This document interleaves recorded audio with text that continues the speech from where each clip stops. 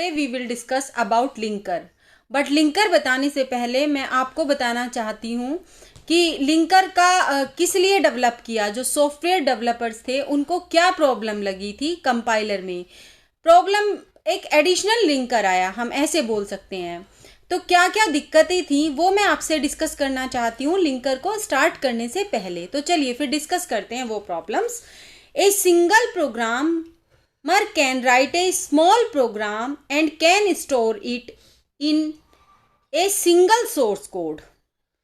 However, large size software often consists of several thousands, even several millions of lines of program code. क्या कहने का क्या मतलब है कि एक सिंगल प्रोग्रामर राइट कर रहा था एक छोटा सा प्रोग्राम और उसे एक सिंगल सोर्स कोड में सेव किया जा रहा था। अब मान लो वो प्रोग्राम बड़ा है, लार्ज साइज सॉफ्टवेयर है, मिलियंस में है, तो लाइंस हैं प्रोग्राम कोडिंग की। तो how it can possible for such software it is very impractical to store its entire source code in a single file. तो बहुत ही मुश्किल हो रहा था एक सिंगल फाइल में उसको स्टोर करना। देखिए क्या कि अगर लार्ज साइज हो रहा था द फाइल का, it makes it very difficult if impossible to work with. For example, loading the file for compilation of a computer with limited main memory capacity may not be possible. Limited main memory capacity थी तो ये possible ही नहीं था कि कैसे उसको load किया जाए और कैसे उसको स्टोर किया जाए। इन एडिशन अगर बात करें एडिशन में एडिटिंग की कि चलिए एडिटिंग कर लेते हैं उसके अंदर, तो द फाइल में भी टेडियस एंड टाइम कंज्यूमिंग हो रहा था, बहुत ज़्यादा टाइम लग रहा था उसमें।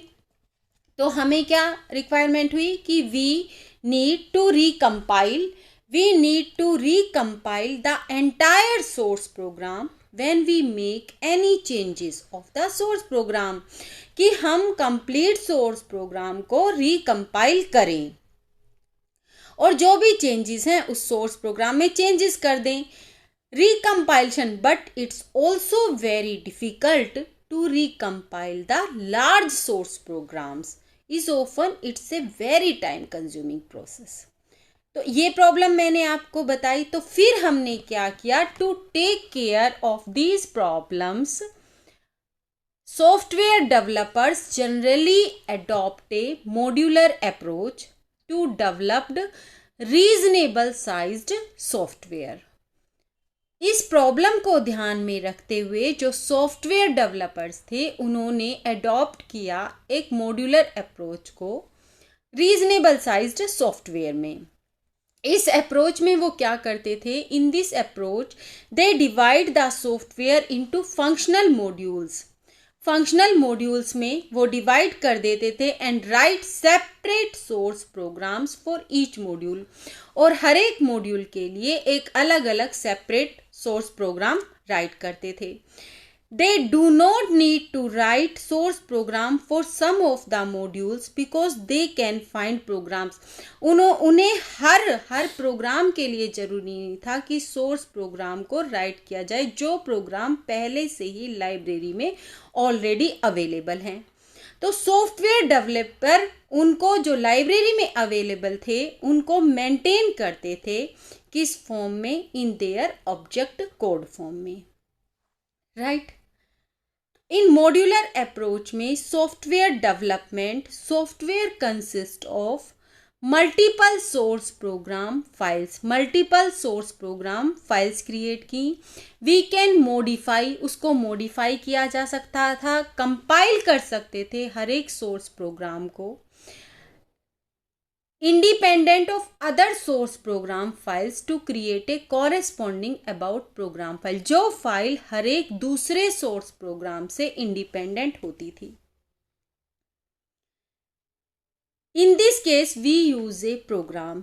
इस केस में हम जिस प्रोग्राम को यूज करते थे उस प्रोग्राम को हम लिंकर कहते हैं, क्योंकि लिंकर क्या करता है, कंबाइन कर देता था all object program files of the software and to convert them into a final executable program, और फिर फाइनली उसको प्रिपेयर कर देता था फाइनली एग्जीक्यूट करने में, which is sometimes called the, जिसको हम लोड मॉड्यूल भी कहते थे।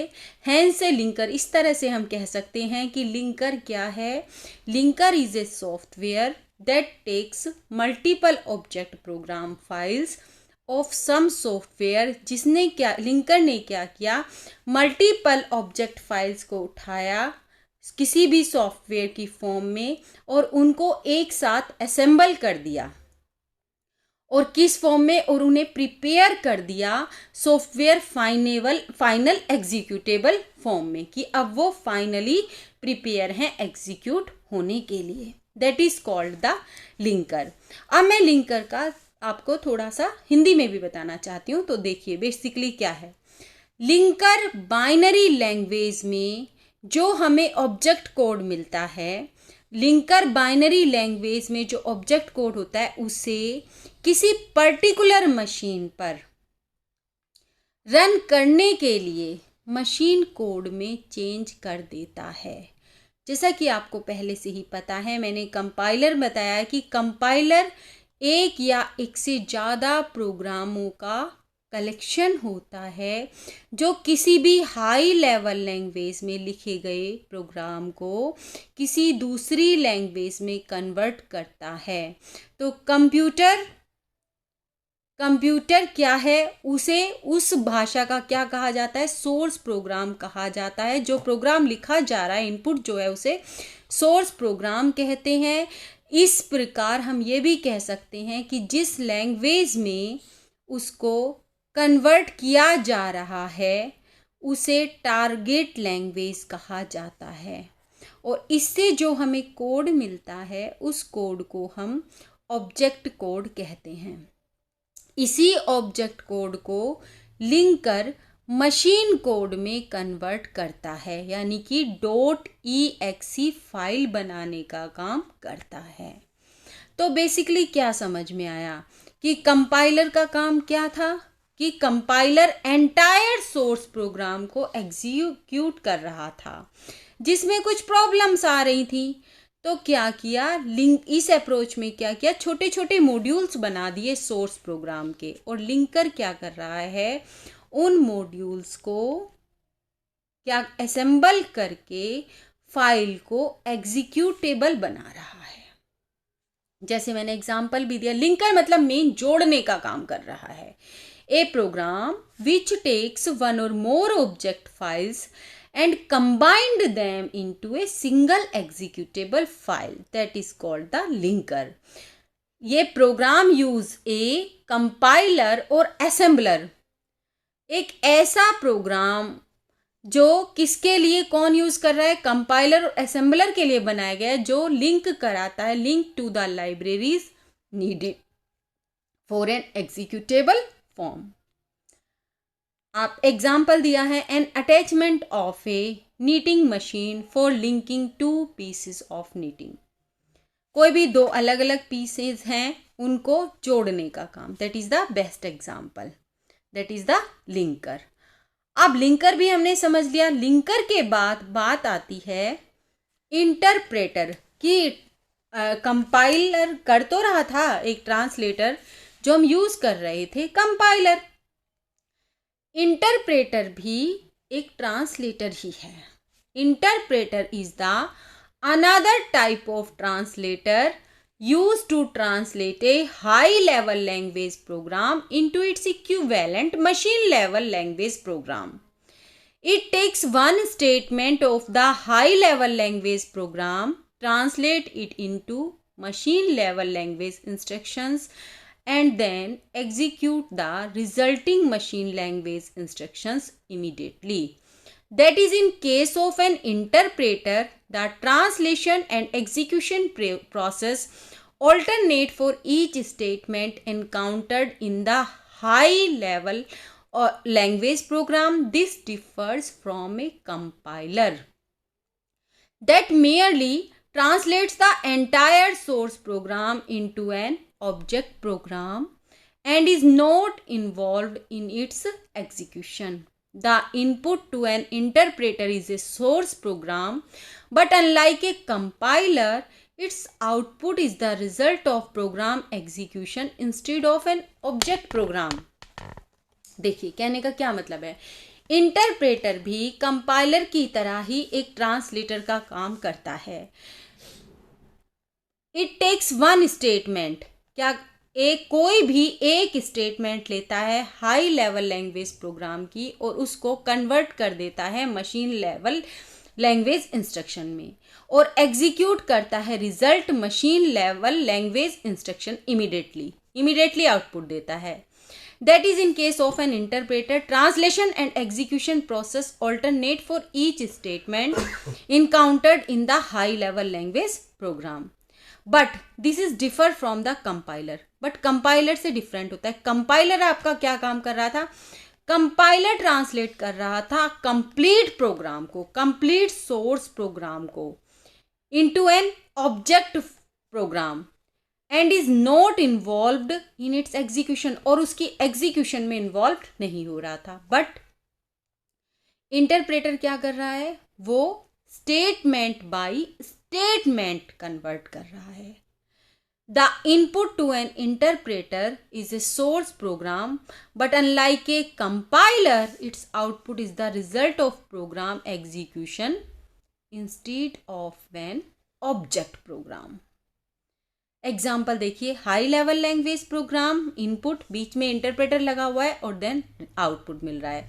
हमें रिजल्ट मिल रहा है क्या, प्रोग्राम एग्जीक्यूशन का, जबकि कंपाइलर में क्या था, ऑब्जेक्ट प्रोग्राम मिल रहा था. Is that clear? आगे चलिए, आप देखिए, after compilation of a source program the resulting object program is saved permanently for future use.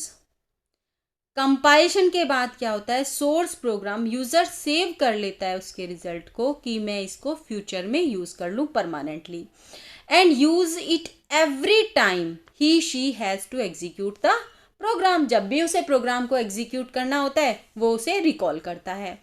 Repeated compilation is not necessary for repeated execution of a program. However, in case of an interpreter, a user cannot save the object program for future use. But interpreter के case में programmer उसे save नहीं करके रख सकता future use के लिए. Repeated interpretation of a program is necessary for its repeated execution. Since an interpreter translates and executes a high level language program statement by statement, क्योंकि इंटरप्रेटर क्या कर रहा है, प्रोग्राम को एग्जीक्यूट कर रहा है. किस वे में कर रहा है, हाई लेवल प्रोग्राम को statement by statement. It reinterprets a program statement every time, हर एक टाइम उसको फिर से इंटरप्रेट करना पड़ेगा. It encounters that statement during the program execution. For example, during execution of a program it reinterprets the instruction in a loop as many times as the process execute the loop. जैसे loop में होता है many types, वो loop क्या करता रहता है, repetition repetition repetition, उसी प्रोसेस को बार बार रिपीट करता रहता है. सेम उसी वे में इंटरप्रेटर काम कर रहा है. राइट?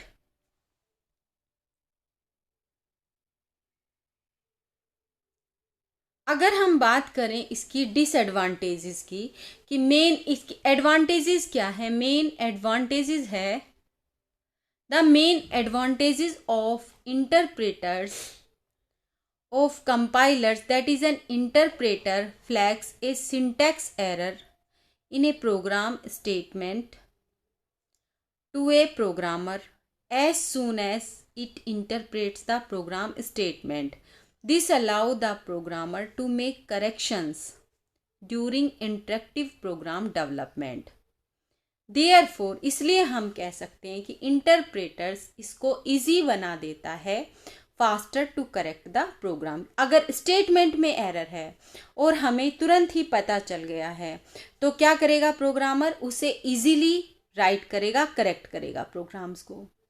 डिसएडवांटेजेस क्या है, अगर हम बात करते हैं the main disadvantages of interpreters over compilers is that they are slower than compilers. When running a finished program, this is because an interpreter translates each statement from the source program every time it executes. Interpreter क्या कर रहा है, statement by statement काम कर रहा है। एक statement को निकाला, कंपाइल किया, फिर उसको एग्जीक्यूट किया, दूसरी स्टेटमेंट की, फिर उसको एग्जीक्यूट किया। तो this is because an interpreter translates each statement from the source program every time, हर एक टाइम करना पड़ रहा है, देन इट एग्जीक्यूट इट। तो कंपाइलर ट्रांसलेट करता है each statement only once. Compiler क्या करेगा, हर एक स्टेटमेंट मतलब एक बार एंटायर सोर्स कोड को एक बार में ही कंपाइल कर देगा और सेव कर लेगा as it in the object program. और we can execute the saved object program many times whenever needed. हम जब भी जितनी बार भी जरूरत होगी सेव्ड प्रोग्राम को एग्जीक्यूट कर लेंगे। And no translation of any statement is required during the execution of the program। और कोई ट्रांसलेशन की ज़रूरत नहीं होगी जब हम उस प्रोग्राम को एग्जीक्यूट करेंगे, क्योंकि वो परमानेंटली सेव प्रोग्राम है। Is that clear? I think आपको इंटरप्रेटर भी समझ में आ गया होगा। ठीक है, अब बात आती है हमारे पास लोडर की। लोडर क्या है, देखिए, loader is a special program that takes input. Loader भी एक स्पेशल टाइप का प्रोग्राम होता है जो क्या करता है, इनपुट लेता है ऑब्जेक्ट कोड से फ्रॉम लिंकर, लोड्स और उसको लोड करता है मेन मेमोरी में, एंड प्रिपेयर दिस कोड, और फिर उस कोड को प्रिपेयर करता है एग्जीक्यूशन के लिए बाय कंप्यूटर। लोडर एलोकेट करता है memory space to program, settle down करता है symbolic reference between objects, it in charge of loading programs and libraries in the operating system. The embedded computer system don't have loaders, in them code is executed through ROM. ROM के through code execute होते हैं, क्योंकि embedded जो computer system होते हैं उनमें loader नहीं होते हैं। तो किसके थ्रू एग्जीक्यूट करते हैं, रोम के थ्रू। देखिए, सब सोर्स कोड आपका क्या, कंपाइलर, कंपाइलर ने क्या दिया आपको, ऑब्जेक्ट कोड, और ऑब्जेक्ट कोड को एडिशनल फाइल्स को कंबाइन किया लिंकर ने, एग्जीक्यूट कर दिया। फिर लोडर क्या देखेगा, मेमोरी में स्पेस, और अगर एम्बेडेड कंप्यूटर सिस्टम है तो रोम के थ्रू करेगा। होपफुली आपके ये टॉपिक अब अच्छे से क्लियर हो गए होंगे। ये मैंने एक लास्ट पेज पे इनकी छोटी छोटी सी डेफिनेशंस लिखी हैं, असेंबलर, कंपाइलर, इंटरप्रेटर, लिंकर और लोडर। इनको आप अच्छे से याद कर लीजिएगा। तो आई थिंक आपको टॉपिक अच्छे से क्लियर हो गया होगा, लिंकर, इंटरप्रेटर और लोडर का topic. Okay students, bye bye. आपको कोई भी प्रॉब्लम लगे तो आप कमेंट बॉक्स में लिखिएगा।